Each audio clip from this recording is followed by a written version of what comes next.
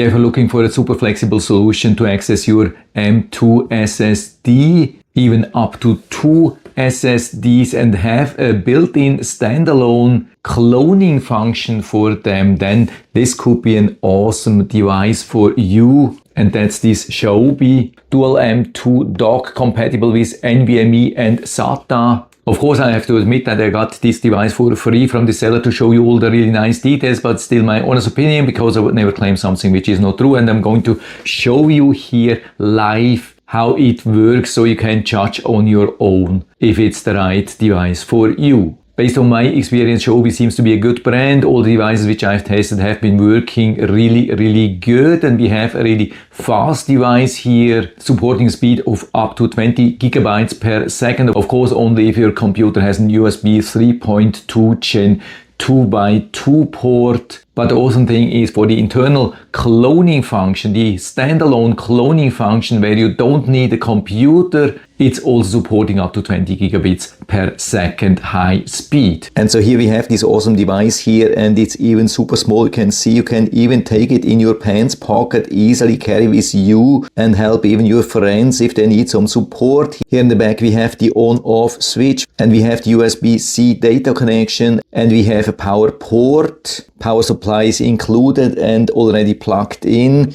and so I can also plug it in here in the back and connecting the USB-C plug. I have it still in the off position while plugging this in here, so nothing is going to happen. If you switch it on now already without having something inside, it will give you an error message, at least here on Windows 11. Don't be worried, that happens only when you connect it empty. And so here I have 3 M.2 SSD sticks. I've covered or removed the serial number here on all of them for privacy. Very important to know that we can only use the ones with the M notch or the B and the M notch, but not only the ones with the B notch. But the ones with the B notch are the slower ones anyway, so it should fit for all the modern M.2 SSDs. We have dual support here for NVMe and SATA, but we cannot mix them. So we can't use them at the same time. And so I'm starting here with an NVMe storage here. Just to try, I put it here into the target, push it here inside. And so it has opened the drive automatically. It's an empty drive. But when I add this SATA drive, by the way, always facing the top of the drive to the inside like that, you can see what happens. It will remove the access to this drive here. And a little bit later it will come up with the content of this one here, but the one on the right side. Because I'm mixing SATA with NVMe here, the content on the right side is not accessible here anymore. That's very important to know. But after removing the SATA drive, the NVMe drive comes available again. And so I'm replacing the SATA drive now with the NVMe. So I have 2 times NVMe here.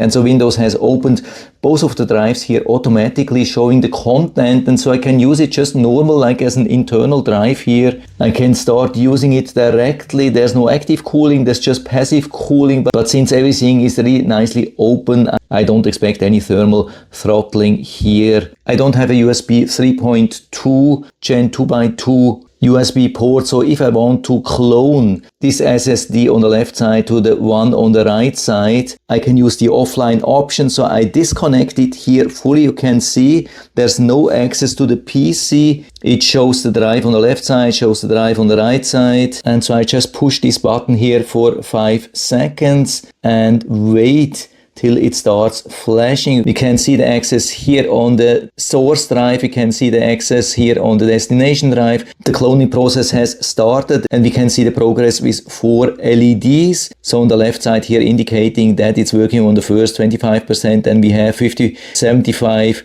and 100%. If we see all the 4 LEDs on here after the cloning process, then it was successful. If we don't see that, then it was not successful. What's important here to know, of course, is that it's cloning always left to right, so make sure that you have more space on the right side. But also you have to know that after the cloning process, the partition on the right side will look exactly the same as on the left side. This is how cloning works. And so to make the full space accessible, again, you have to use the built-in disk management from the Windows system, very easy. And so after only around 5 minutes, it has already switched to the second LED, indicating that it's working on the second quarter here. And so we are close to the 20 minutes mark, and we can see it's working on the last quarter of this drive. So it looks like everything went well till now. And so after pretty much 20 minutes, all the flashing has stopped. We can see 4 solid blue lights,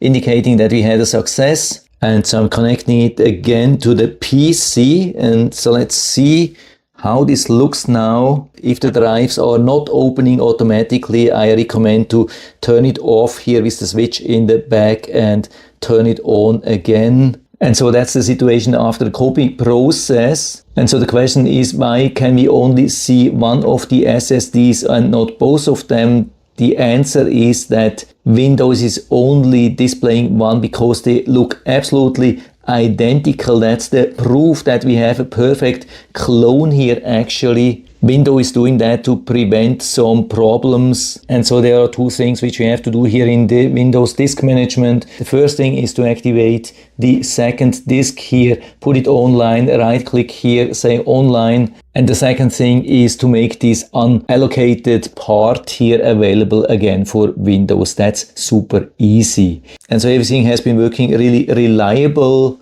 I just couldn't get the speed here, like the 20 gigabits per second transfer or copy speed here, because the real data it had to clone were only around 110 gigabytes. And so with the 20 gigabits per second, this should have been done in below 1 minute, but it took around 20 minutes. I've even done some research about the situation here, and I got confirmation that probably the Patriot SSD drive, which is a low power SSD drive without an advanced heatsink, has probably overheated and slowed it down to around 100 megabytes per second, which is the design speed to protect the Patriot drive against overheating. For me, the most important point here is that it's super reliable, standalone, and also here on the Windows 11. And so I'm definitely not complaining. For me, definitely a keeper. And so if you're interested, I'll put down the link to the Amazon listing down into the description so you can check it out and